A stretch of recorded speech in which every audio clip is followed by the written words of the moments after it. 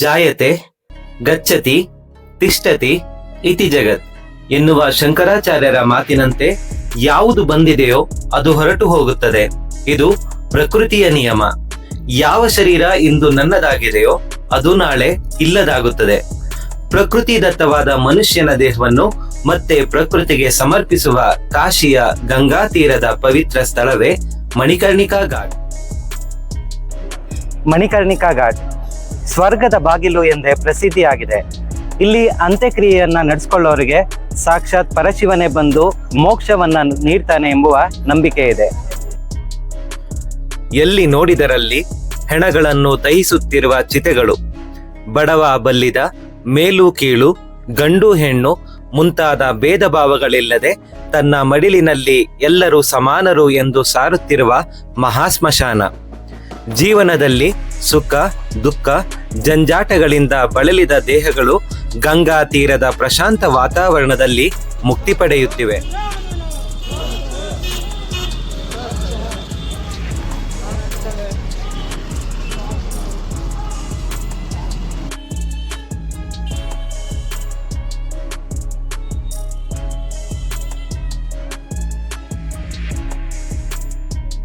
ಮಣಿಕರ್ಣಿಕಾ ಘಾಟ್ ಕಾಶಿ ವಿಶ್ವನಾಥ ಮಂದಿರದ ಪಕ್ಕದಲ್ಲೇ ಇರುವ ಕಾಶಿಯ ಪ್ರಮುಖ ಘಾಟ್. ದಿನದ 24 ಗಂಟೆಯು ದಿನಕ್ಕೆ ನೂರಾರು ಮೃತ ಶರೀರಗಳಿಗೆ ಅಗ್ನಿಯ ಮೂಲಕ ಮೋಕ್ಷ ನೀಡುವ ನಿರಂತರ ಚಿತಾಕೊಂಡ.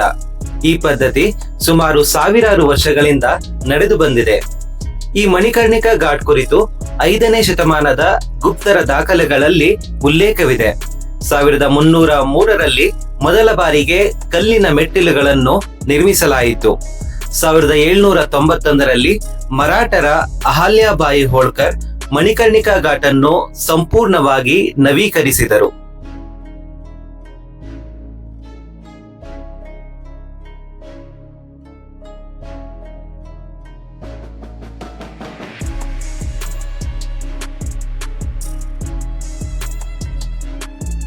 ಈ ಮಣಿಕರ್ಣಿಕಾ ಘಾಟ್ಗೆ ಒಂದು ಪೌರಾಣಿಕ ಹಿನ್ನೆಲೆ ಇದೆ.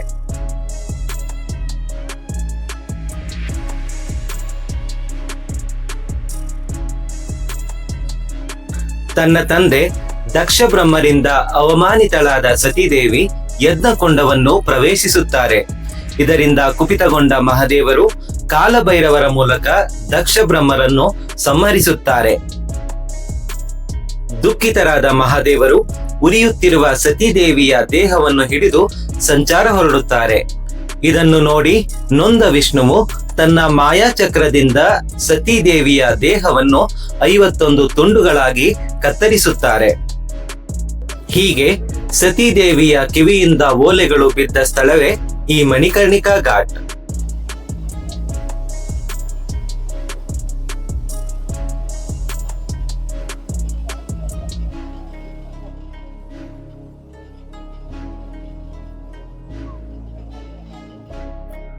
ಮಣಿಕರ್ಣಿಕಾ ಘಾಟ್ನಲ್ಲಿ ಮುಖ್ಯವಾಗಿ 2 ದೇವಾಲಯಗಳಿವೆ.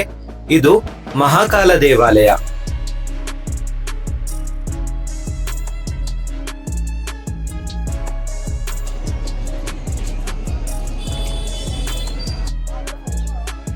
ಇದು ಸ್ಮಶಾನೇಶ್ವರ ದೇವಾಲಯ.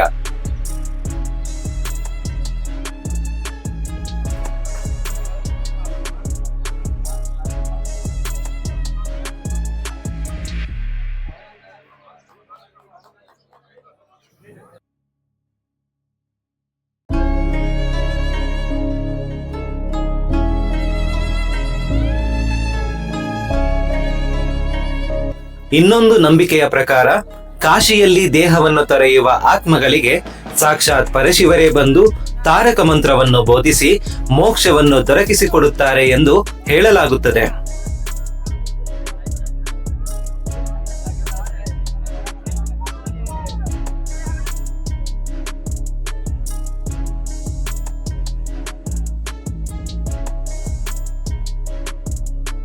ಮಣಿಕರ್ಣಿಕಾ ಘಾಟ್ನಲ್ಲಿ ಕೆಲಸ ನಿರ್ವಹಿಸುವವರು ಡಾಮ್ ಎಂಬ ಮನೆತನದವರು.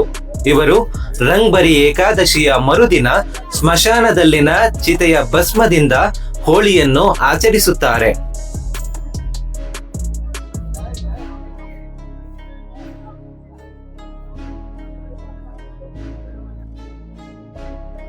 ವಾರಣಾಸಿ ಸೇರಿದಂತೆ ಸುತ್ತಮುತ್ತ ಎಲ್ಲಾ ಜಿಲ್ಲೆಗಳಲ್ಲಿ ಎಲ್ಲಿಯೇ ಸಾವು ಸಂಭವಿಸಿದರೂ ಇಲ್ಲಿಯೇ ತಂದು ಅಂತ್ಯ ಸಂಸ್ಕಾರ ನಡೆಸಬೇಕೆಂಬ ಪದ್ಧತಿಗಳಿವೆ.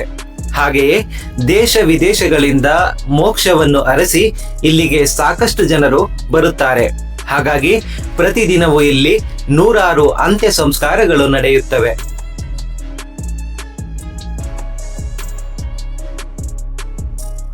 ನಾನು, ನನ್ನದು, ನನ್ನಿಂದಲೇ ಎಲ್ಲ ಎಂಬ ಅಹಂಕಾರದಿಂದ ಮೆರೆಯುವ ಯಾವುದೇ ಮನುಷ್ಯ ಇಲ್ಲಿಗೆ ಒಮ್ಮೆ ಭೇಟಿ ಕೊಟ್ಟರೆ ಮನಸ್ಸಿನ ಕಲ್ಮಶಗಳೆಲ್ಲ ತೊಳೆದು ಶುದ್ಧ ಮನೋಭಾವದಿಂದ ಹೊರಬರಲು ಸಾಧ್ಯ.